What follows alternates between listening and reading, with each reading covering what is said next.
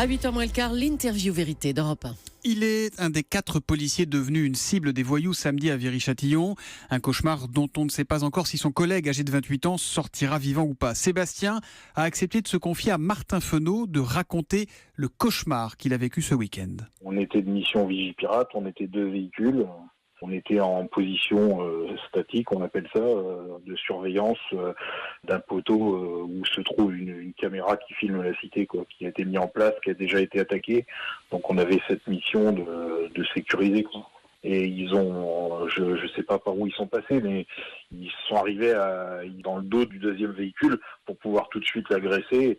Et dans les secondes qu'on suivit, on entend un énorme boom, un bruit d'impact sur notre gauche. Avec ma collègue, on tourne la tête immédiatement vers le véhicule de nos 2 autres collègues. Et là, on voit qu'ils sont encerclés par des individus habillés en noir et ils ont des projectiles en feu à la main et qui les lancent à l'intérieur du véhicule. Et à ce moment-là, on essaye de démarrer notre véhicule pour s'extraire. Enfin, je sais plus ce qu'a fait ma collègue, mais elle essaye de réagir, mais c'est trop tard parce qu'ils ont que quelques mètres qui les séparent de nous.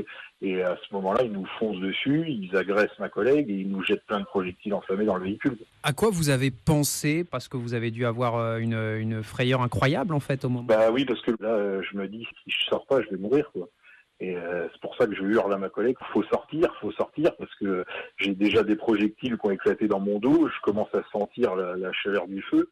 Ma collègue qui est chauffeur, elle, ils lui mettent plusieurs coups de poing dans le visage, et moi je vois sa tête 1 ou 2 fois qui fait un aller-retour, et en analysant avec le recul, je me dis qu'il voulait absolument la mettre KO, ou je sais pas ce qu'il cherchait, mais il voulait absolument pas qu'elle en réchappe et qu'elle reste consciente, parce qu'ils lui mettent des violents coups. Je sais pas si c'est avec des mains, avec autre chose, mais c'est vraiment dans le but pour moi, c'est dans le but de la mettre KO, quoi. Après, quand je lis ou quand j'entends les gens dire fallait tirer, mais il faut se rendre compte qu'on est assis, notre ceinturon qui contient notre arme, il est à plat, donc on n'y a pas accès. Et puis de toute façon, vous pensez d'abord à vous extraire d'un véhicule en feu, pour moi c'est le plus logique, quoi. Et ensuite, qu'est-ce qu'il se passe? On arrive par bol à sortir parce que eux, ils nous ont agressés lâchement et ils ont vite pris la fuite.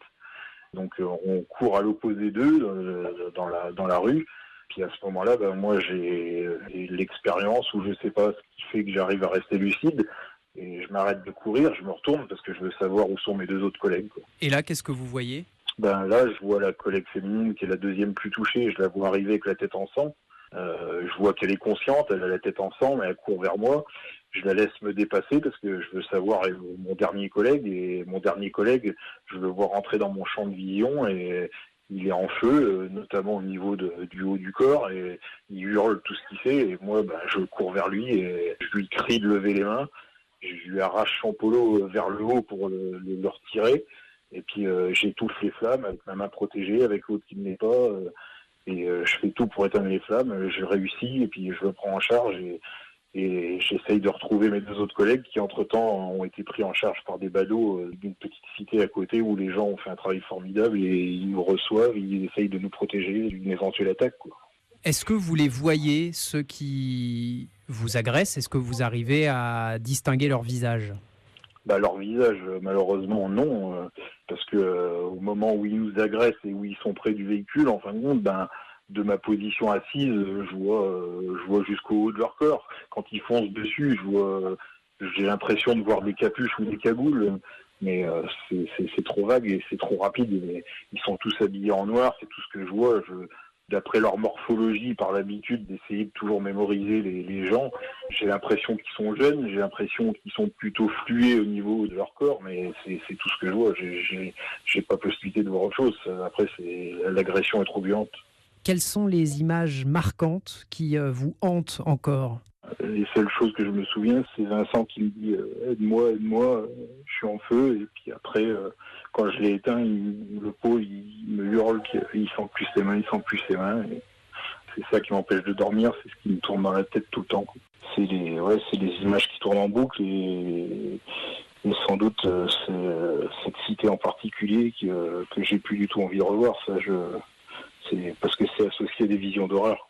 Et qu'est-ce que vous vous dites aujourd'hui après avoir vécu une agression d'une telle violence? La seule chose que je me dis, c'est que je veux bien admettre, et encore le mot est trop fort, mais je veux bien admettre qu'on nous lance des pierres parce qu'on les dérange.